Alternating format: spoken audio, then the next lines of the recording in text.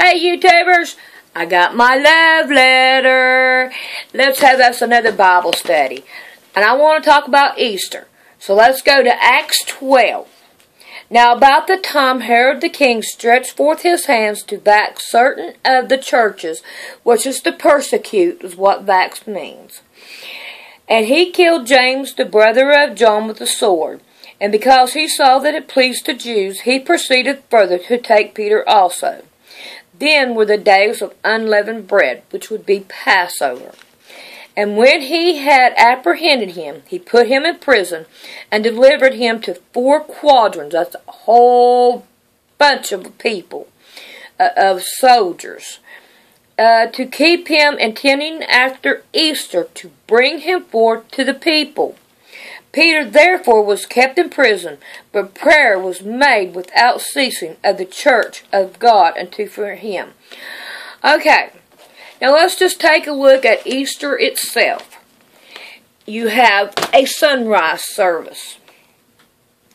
Now let's just, I have old books. I have a lot of study books that I love to get into. And this one right here is the historian history of the world. And it is an old book that tells you about Egypt and everywhere around the world, what it was like in Bible times. Now in this one, where I'm going to read you from, is talking about the sun and the moon and stuff like that. So we have sunrise services on Passover. So I want you to understand what you are worshiping when you are worshiping, going to a church on sunrise service. Alright, the Phoenicians' religion was a directly national type. The active and positive force of nature was symbolic by the male and the female deities, as in Egypt. But the Phoenicians' gods were more definitely accused with the heavenly bodies than the Egyptian.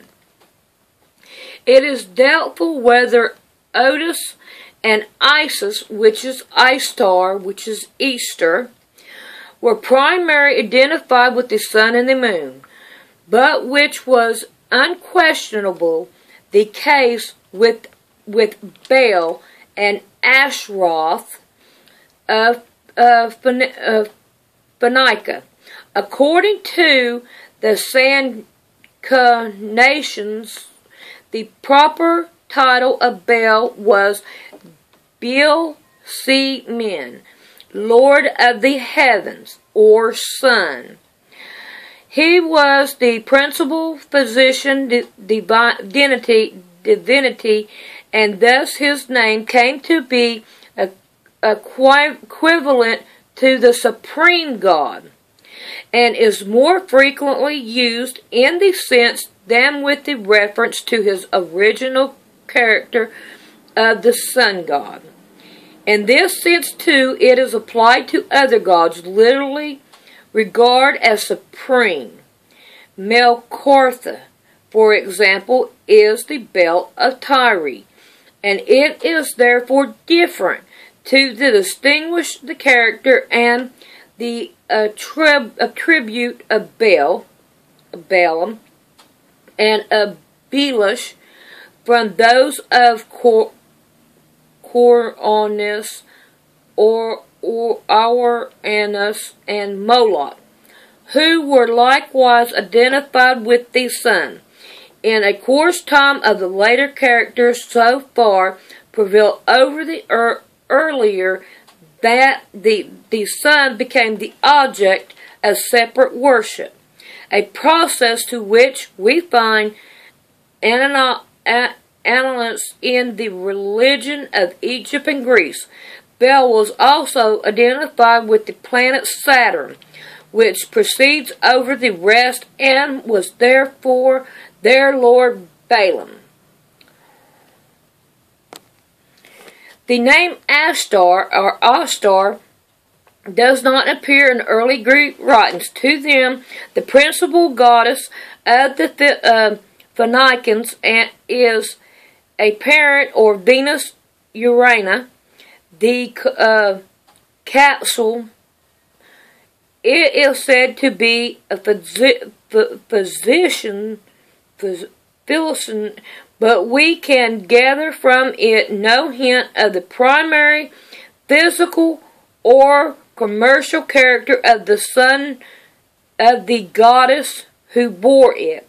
She was identified with the moon as distinguished from the sun, with the air and water as opposed to fire.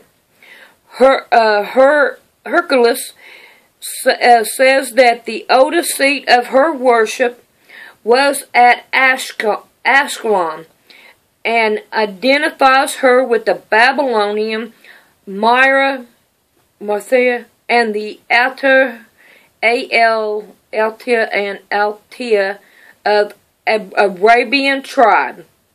The worship of Marletta at Babylon was accompanied by Warren Wright, but those do not seem to have been associated at first with the characters of Urana or Ashta, and in the scriptures the religion of the Philistines is reprobate rather than its currently than for the licentiousness.